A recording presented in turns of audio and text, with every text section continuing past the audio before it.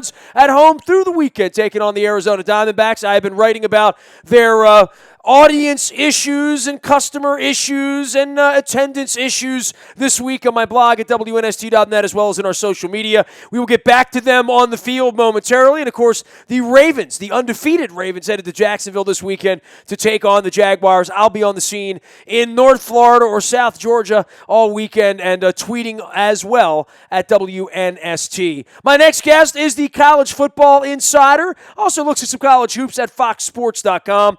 He is one of our defending champions here on the program, and you can follow his journey out on Twitter at Aaron_Torres, live from Los Angeles, California. We welcome Aaron Torres back on to talk some week 4 of the college football season. Aaron, it's been a little while, man. I think last time we talked, there were no games yet. It was before Labor Day when I was heading over to Germany, and I guess 3 weeks into this thing, what have we learned? I mean, there certainly were a lot of upsets in the early part of the year. They don't seem to get in the way of national championship hopes, but they sort of, unnerve the LSU fan base for sure. Yeah, I mean, I think it's funny because I don't know if in hindsight some of these are upsets. I don't know if Louisville beating Florida State's an upset. To your point, I don't know if Wisconsin beating LSU is an upset. I mean, we're going to find out over these coming weeks, but, I think all it does is really speak to the fact that preseason polls are meaningless. It's something to give us something to chat about and write about in June and July and August. But ultimately, they mean nothing, and the games on the field are deciding it. And I think it's a lot of teams that we probably weren't expecting. I mentioned Louisville. I think you could say Ohio State was a team that probably people didn't think was going to look quite this good. Washington has looked good. Houston has looked good. And then, of course, the Alabama Crimson Tide. So if you're asking me what I've learned through 3 or 4 weeks of college, I guess 3 weeks of college football, it's that, maybe just some of the teams that we thought were going to be good in the preseason are not quite as good as we thought, starting with LSU and Florida State, the 2 teams that I picked to play for a national championship. That prediction not looking too good right now, Nestor. Well, you know what? Every team picks a different week to have their cream puff, right? I don't think Kent State's going to be giving Alabama, a game this weekend. But the Big Ten schedule, I mean, for Maryland to be taking this time off and being 3-0, and I understand the competition and the double overtime last week and all that. But this is a week to sit back and exhale around lunchtime and watch Wisconsin and Michigan State and try to get a gauge of where those programs are, because this is what Maryland's competing with, right? Same thing with Penn State and Michigan, who Maryland's going to see both of those teams in the coming weeks.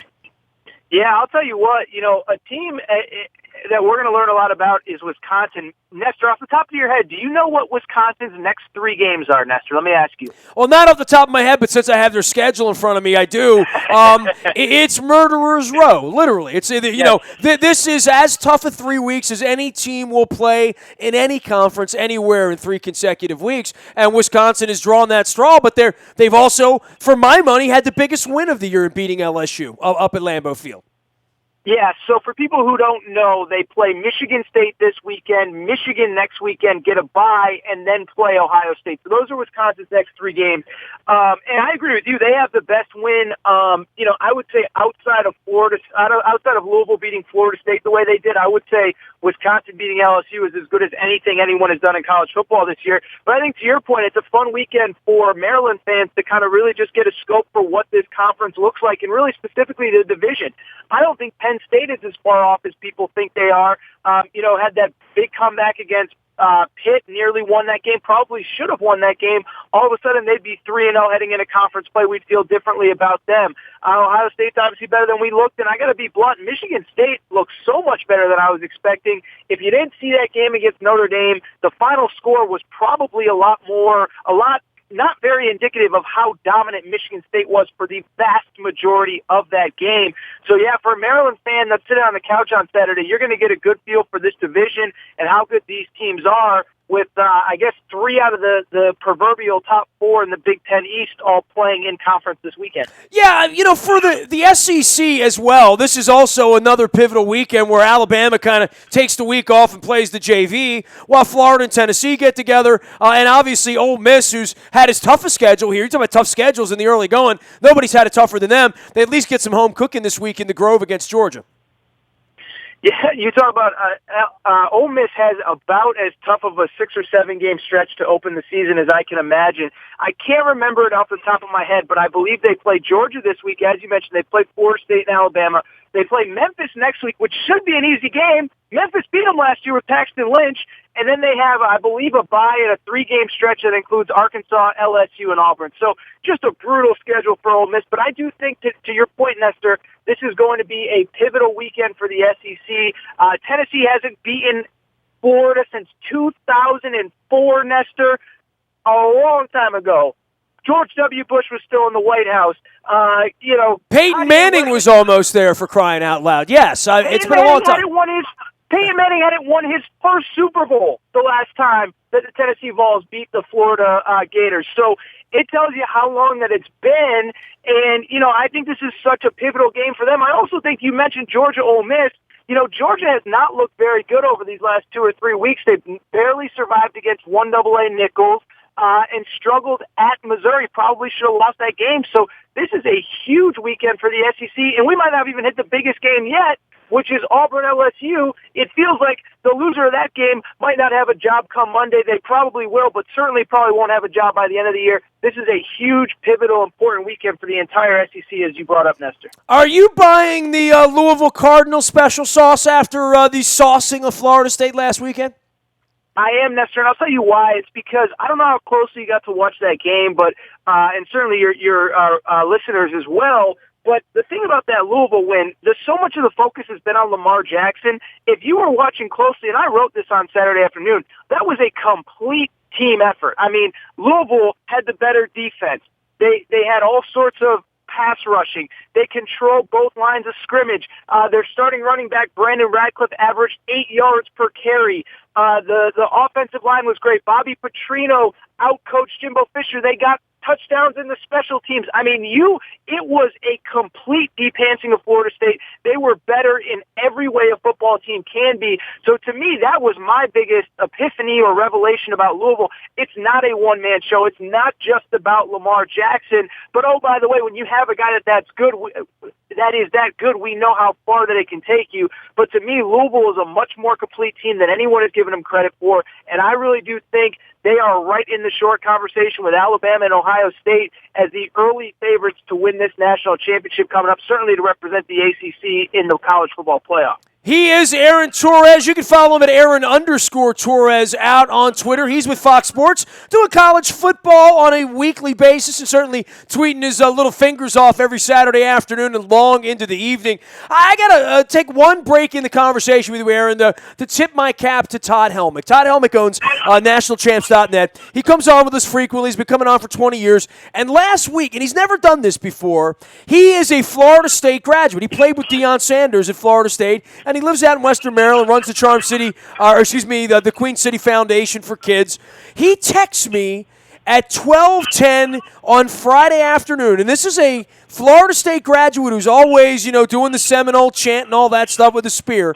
He says, Louisville puts up 50 on FSU, will win the ACC, make the playoffs, and Lamar Jackson will win the Heisman. And wow. I swear, in the middle of the game, I said to my wife, something happened on Friday, like Helmick sent me a text.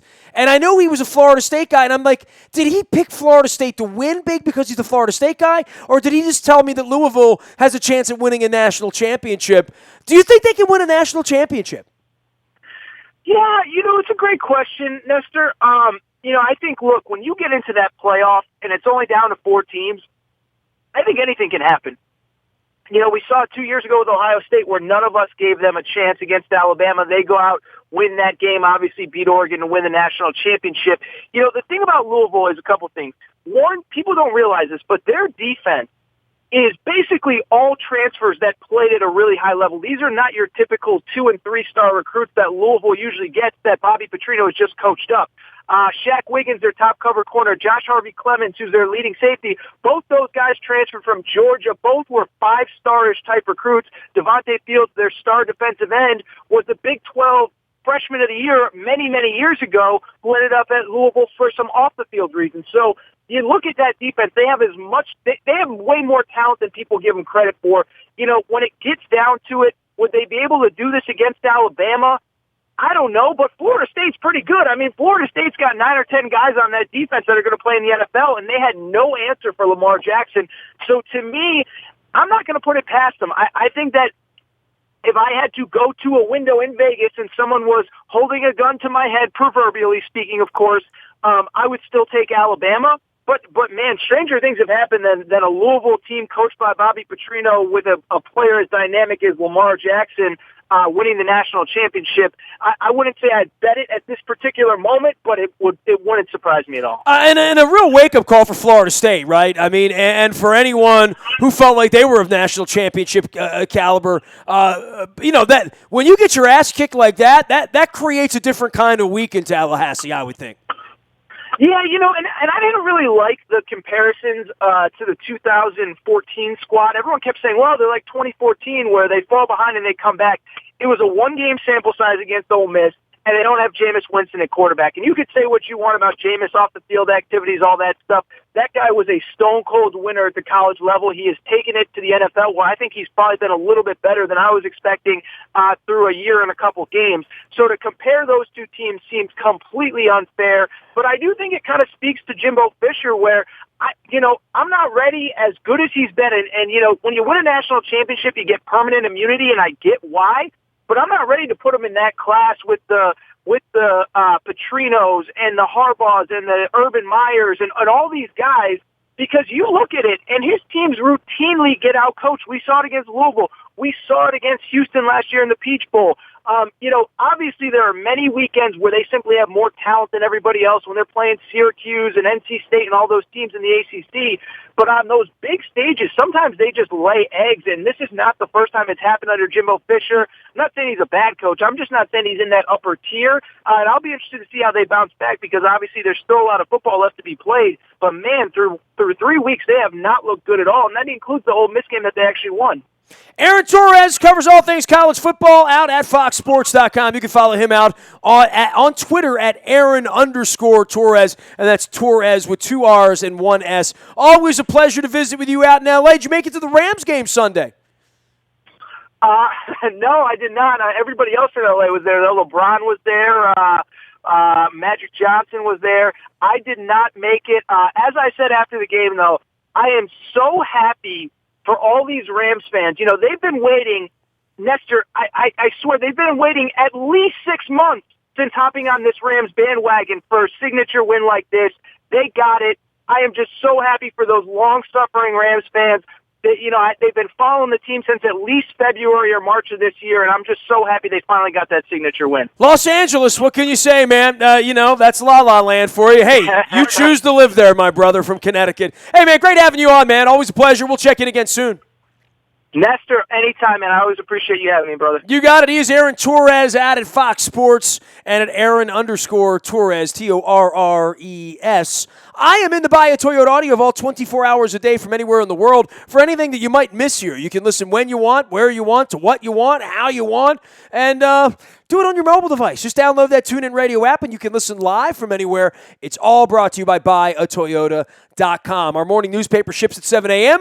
to your email inbox directly from us and our friends at Planet Fitness and PlanetFitness.com, where it's still $10 a month to get in the best shape of your life. And, of course, breaking news happens first on your mobile device via the WNST tech service. That is brought to you by Coons Ford of Security Boulevard. You always get the news first. You're always in the know first. We think that's pretty cool. Next Wednesday night, we'll be at Greenmount Station in Hampstead with new Ravens offensive lineman and starter and rookie Alex Lewis. Speaking a little German with him, he's bringing along Ryan Jensen. It's going to be a big night for the O-lineman and some crab cakes with us, swabbing for the Bone Marrow Registry and for There Goes My Hero. We'll be back at our home away from home in Carroll County, Greenmount Station, and I'm going to have 4 crab cakes this time because 2's just not enough. Also, some ice-cold beverages as well. Make my wife drive. She made me drive the other night. She's the DD. I'm going to Carroll County, hon. Nasty at WNST.net finds me social media, Facebook, LinkedIn, Twitter, Snapchat, Instagram, streaming live on Facebook Live, as well as on our WNSTV YouTube channel. I'm a very available individual. Nasty at WNST.net finds me. We are WNST.net, AM 1570, at WNST Towson, Baltimore, and we never stop talking Baltimore sports.